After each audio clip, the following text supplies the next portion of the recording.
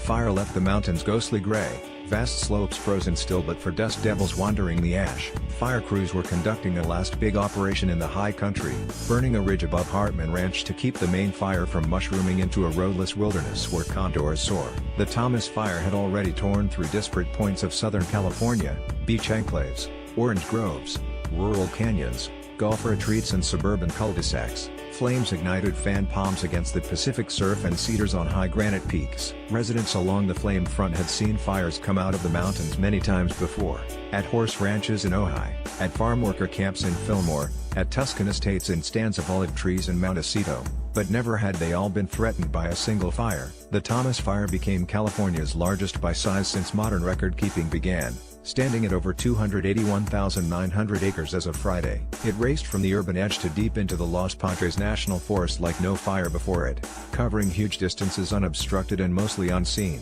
The neighborhoods and cities that sit at the foot of these steep ranges, the Santa Ynez, Topatopa, Sierra Madre, had no advantage to the immense wilderness beyond the first ridge or two, no real grasp of what was seething out of sight. When the fire came over those ridges again and again, to eat homes across a 55-mile swath of civilization, they had to confront that buried seed of doom that Californians forever try to forget. We settled in a dangerously temperamental land, while we have fought to subdue its mood swings with human ingenuity, canals, levees, dams, injection wells, seismic retrofits, debris basins, brush clearance, tile roofs, hotshot crews, airdrops. Our efforts are feeble compared to what has and will come. At the beginning of the year, following a devastating 5 years of drought, California was having the wettest rainy season ever recorded. Spillways of the mighty Oroville Dam were failing. Part of the Central Valley had become an inland sea, and a quarter-mile stretch of Highway 1 was about to fall into the Pacific. "We broke the drought with a sledgehammer," said Jeffrey Mount, a hydrologist and senior fellow at the Public Policy Institute of California. But just enough precipitation came as snow, with the storms spaced out over the season, to avoid a major calamity. "By all objective measures, we should have had catastrophic flooding," Mount said. "We would be talking billions of dollars of damage and how many people died." A long scorching summer followed. In June, Death Valley hit 127 degrees, 7 degrees shy of the hottest temperature recorded on Earth. The melting snowpack caused flooding in the arid valleys below. Under a sun that didn't relent from spring through fall, grass and brush withered. By October, the wine country erupted in the most destructive firestorm in state history, killing 44 people and claiming over 10,000 homes. Rain stayed far to the north. A high-pressure ridge formed like the one that started the drought in 2011, making this December one of the driest on record. And so came the Thomas Fire, primed to break another record. When a high-pressure whirl moves east across Nevada and Utah, Santa Ana winds flow from the high desert to the ocean through three main grooves: the Banning Pass from the Coachella Valley, the Cajon Pass from the Victorville area and the Santa Clara River from the Antelope Valley. In December, that swirling high-pressure dome stalled and wobbled in place. Bill Patzert, climatologist for NASA's Jet Propulsion Laboratory, likened it to Hurricane Harvey parking over Houston, swamping the city with days of torrential rains. In Ventura County, the Santa Clara River Valley became a katabatic wind tunnel for 2 weeks. The spinning blob of pressure, shifting back and forth, changed the direction of the airflow as it fought with the prevailing sea breeze, constantly pushing the fire into new territory. What was previously California's largest modern air blaze, the Cedar Fire in San Diego County in 2003, followed a more typical Santa Ana pattern, racing to the coast through canyons running roughly westward. It was far more deadly and costly than the Thomas because the gentle tilt of San Diego County invited more development into the fire zone.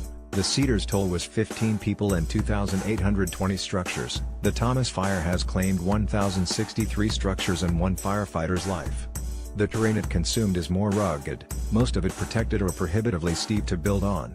The population center hit the hardest. Ventura was on the low edge of the foothills, vulnerable, but easy to evacuate. Homes that burned were less than a mile from the relative safety of the flat Santa Clara River Valley and the coast.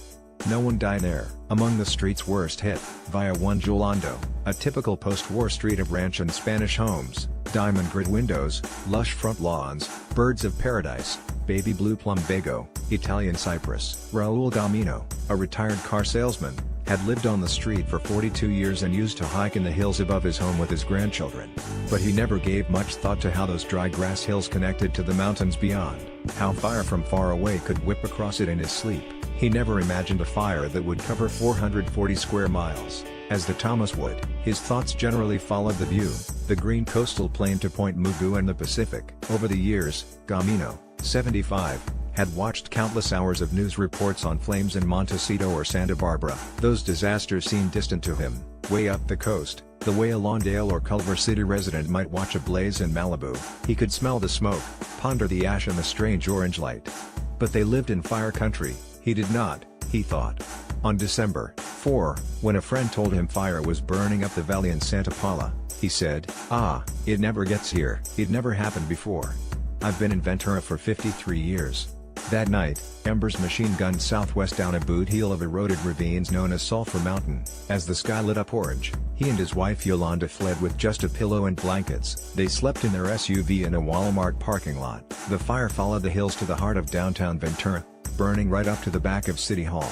Before that finger was stopped by flatter terrain and firefighting, the Gaminos drove back up their hill 3 days later. In spots, the gutters had become adorned by the braided sculptures of melted alloy rims, wildfire's ubiquitous signature on the urban edge. Of 63 homes on the street, 32 burned to the ground.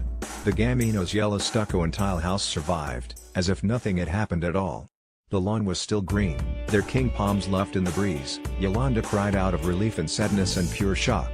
He was calm, a perpetual optimist. Their neighbor across the street, Debbie, a retired teacher who was giving Yolanda English lessons, lost her home. Only the book exchange box on the curb survived. She and Raul had moved in the same year. They had both lost spouses to cancer. The death of Gamino's first wife taught him that property didn't mean much.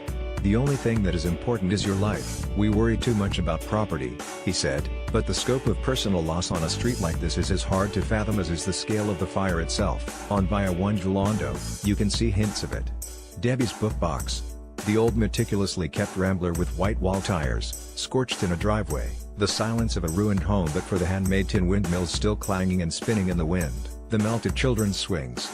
The bowls of dog and cat food left in the driveway out of desperation. By the time the Gaminos returned, the wind had turned northwest and pushed the fire deep into the mountains, at times shifting to the north and northeast. The air parched throats and cracked lips and chapped the chaparral that already hadn't had water for nearly 10 months.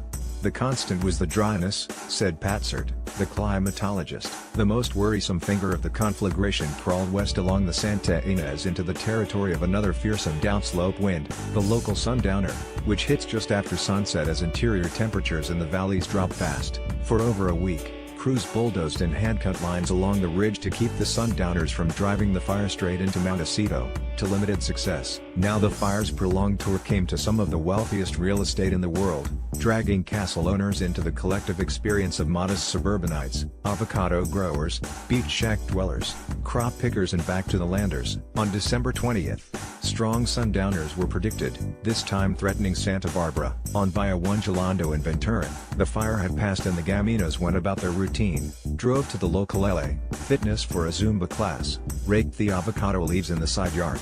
But their street was a ruin. On East Camino Cello, 3,600 feet above Santa Barbara, fire crews shored up lines on the ridge. The fire was skunking now, as they say, smoldering in the fallen leaf duff. It needed a hard wind to bring it back up to flame. But as the sun sank over San Miguel Island, the wind rustled up only a few heavy gusts, the last gasps of the Thomas, as far as the threat to humans and property went. Deep in the Los Padres National Forest, the fight was to protect the wilderness now. Firefighters had driven an hour up Highway 33 from Ojai, through a landscape so charred that only the raw rock along road cuts showed color, an almost incandescent yellow against the gray. At the Hartman Ranch, they were trying to create a space void of fuel to keep the fire from running north into thick vegetation, then spreading east into the Sespe Wilderness or west into the footprint of the Zaca fire, which burned 240,000 acres in 2007. No one was quite sure if the chaparral there had grown back enough to burn again. And if it burned twice in such short succession, would it ever recover? Such were the questions of the new fire era. All the top 5 wildfires in California by size have occurred since 2003. It is a cliché by now for commanders at every big fire to say they have never seen anything like this. But Kevin Chargois, an engine captain from San Bernardino National Forest overseeing the back burn, had to deal with conditions he says he honestly never encountered during regular fire seasons. For one, at 4,500 feet in December, his hoses and valves kept freezing at night. The crews had to wait for them to thaw in the morning to use. Here we are, a few days before Christmas. 16 days of fire, and 15 have been red flag warnings for scent on us, he said. As he spoke, the air was getting moist, and the backfire was not taking off like they wanted it to. They brought out a flame-throwing terror torch to blaze it up, but the weather kept getting colder and more humid. Bad for their backfire effort, but good to dampen the main fire. Their prescribed burn was petering out. An onshore wind picked up. Suddenly, they were quickly packing up the trucks to get out while they could. It was snowing. Caption Joe.Mozingo at latimes.com at Joe Mozingo wildfires San Diego County.